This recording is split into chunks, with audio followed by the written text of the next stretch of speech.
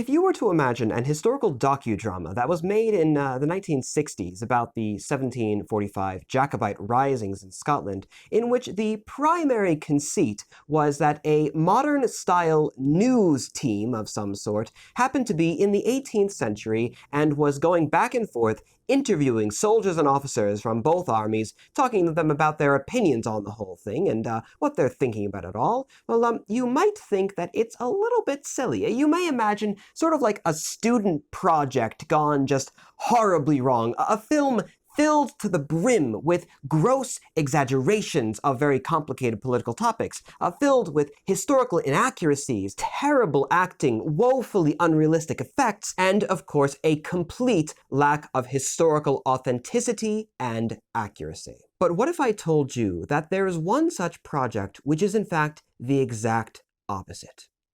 What if I told you that they took this admittedly rather silly conceit of a news team in the 18th century and actually did it extraordinarily tastefully? What if they, yes, despite getting little things in terms of uniforms and fighting techniques and drill and words of command, well, yes, they get those sorts of things inaccurate, as you'd expect something in the 1960s to do.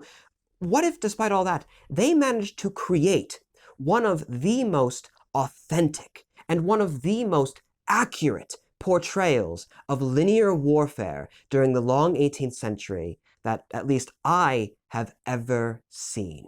That film is Culloden. It was made in 1964, written and produced by a certain Mr. Peter Watkins. And despite the film having a very, shall we say, stereotypically 1960s kind of anti-war, anti-establishment, anti-aristocracy, indeed anti-British sort of slant to it overall, even still, I find myself coming back to this film repeatedly, and every time I do, enjoying it so utterly, so completely.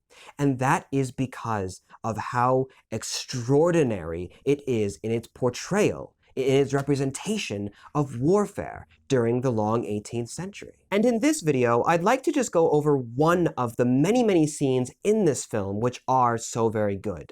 I'll play it for you first uninterrupted, so that way you can watch the entire thing, and then afterwards I'll come back to you and we can go through these scenes sort of piece by piece, unpacking what makes it so incredibly impactful, so incredibly good. Now this is unless, of course, the video is hit by a copyright strike, in which case I'll ask you to go down into the description down below where I'll upload a link to that video so you can watch that clip, then come back here and we can talk about it together. But either way, however you end up getting to it, I would recommend watching the scene in its entirety without my interruptions first, so you can get a full sense of what's going on and really the full, shall we say, emotional impact of the overall scene. Now, I should as well offer something of a warning before we go further. To put it simply, it is portraying men fighting in hand-to-hand combat in a very gritty, a very intense, a very, shall we say, emotionally shaking, and indeed realistic way. And if that's not the sort of thing that you want to see or experience right now, then I would recommend clicking off of this video and maybe go watch one of my other videos, which are a little bit more academic in nature. But I think that is enough of my rambling. I will send you off now to the Battle of Culloden Moor in 1745, and to witness the horror of a Highlander charge. Towards this one regiment, barrels forth of foot, heads the entire right of the clan army, 800 men in a solid clump, running with a collision speed of over 12 miles an hour.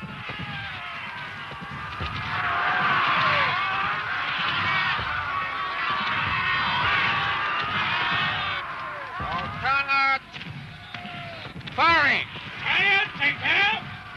All in, my rank, take! Rear rank, connect! Rear rank, fire! Rear rank, fire! Rear rank, connect! Rear rank, fire! Rear rank, fire! Front rank, connect! Front rank, fire! Front rank, connect! Rear rank, connect!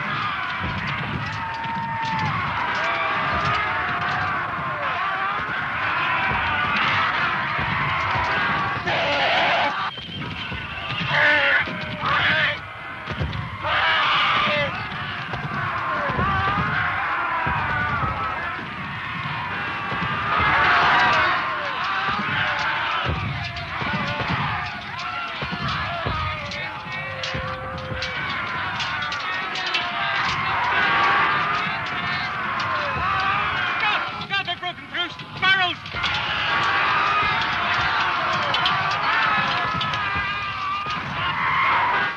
General Huff, advance flies and circles, and support on the left.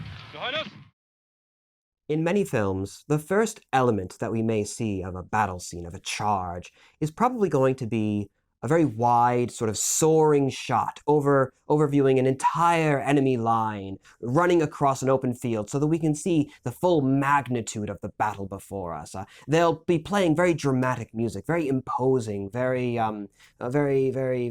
emotional music, sort of telling us how we should be feeling, and that is to say, excited for the build-up that's about to, be released in this great big battle scene of some sort. But we don't see any of that here. We don't see the build-up. We don't see the dramatic music telling us how to feel. We don't have the very wide shots showing us the overall, the very large, the very impersonal sense of scale in the battle. Instead, what we see is this: a single man, a bayonet before him, with eyes transfixed forward in a terrifying blankness.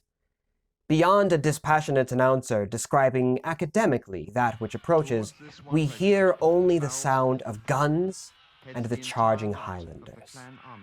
The camera jerks aside to see another man much the same, and again, water falling from dirtied and sullied uniforms, matted hair, scarred faces, and always those terrible, waiting, resigned yet horrified eyes. This is not to be a battle of ideals, of faceless masses clashing for greater causes and glory. This is merely a battle, personal and intimate. Our first vision across the field. It is dark, obscured and smoky. The screaming of the rebels grows louder as the enemy approaches, and we begin to see the silhouettes of broadswords and bonnets before quickly flashing back to a line of bayonets and laced coats. Now the Highlanders come on in strength, and the struggle is soon to begin in earnest. Orders are issued to commence the firing. Here we see but one man within the larger group, and in this closeness can feel the harsh retort of his musket's recoil. A Highlander falls, our vision obscured and shaky in the thick of battle. Reloading is complicated and harried as men attempt to prepare their pieces quickly enough to stop the oncoming tide.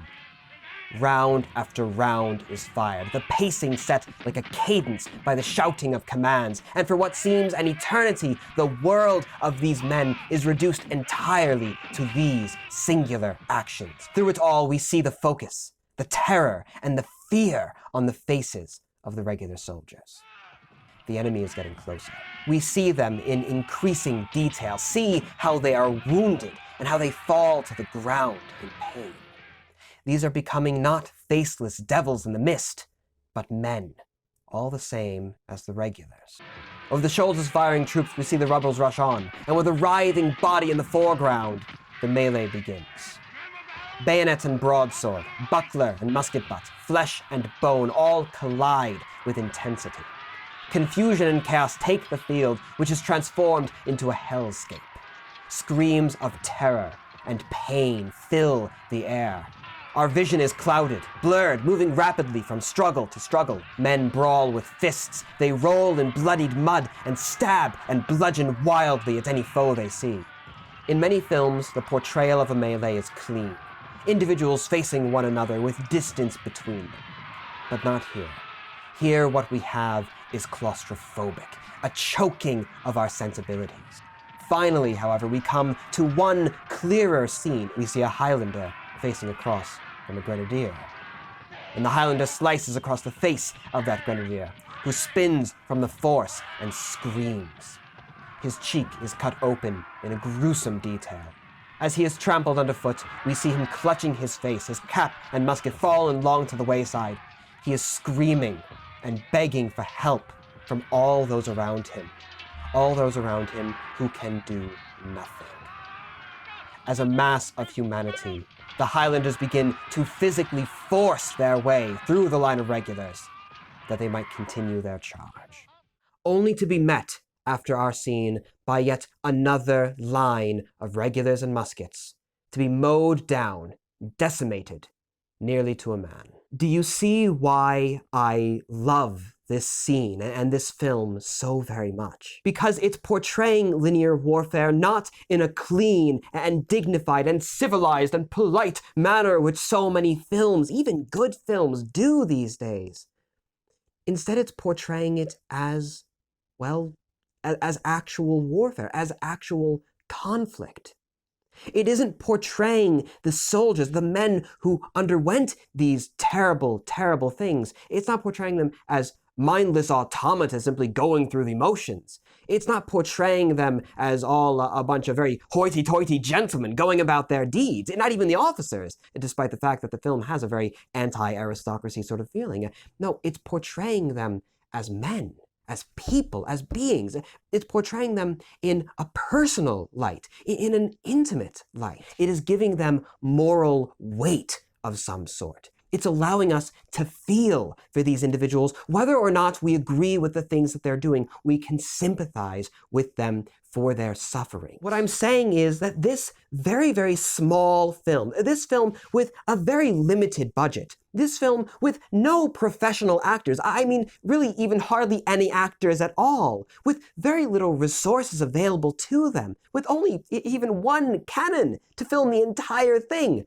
This small, this tiny film shot in the 1960s, it manages to accomplish something which so many other films set in this same time period have simply been unable to. Something which The Last of the Mohicans, something which The Patriot, these things are not even able to begin to approach. It is respectful of the history that it's telling. Even if it disagrees with the actions of the people it's portraying, it is able to portray them in their own light, in their own respect for who they were on their own terms. It is able to respect the history and as such be authentic to it. You know, people walk away from a bad war movie thinking to themselves, wow, that was cool. People will walk away from an average war movie thinking, wow, that was meaningful or that was impactful. But people walk away from a piece of artwork. People walk away from a good war film, and they don't think much at all. They merely have tears in their eyes. And that, I think, is a difficult fate to avoid with a film like Culloden. Thank you all so very much for watching. Of course, in particular to my ever-beneficent supporting classes on patreon.com.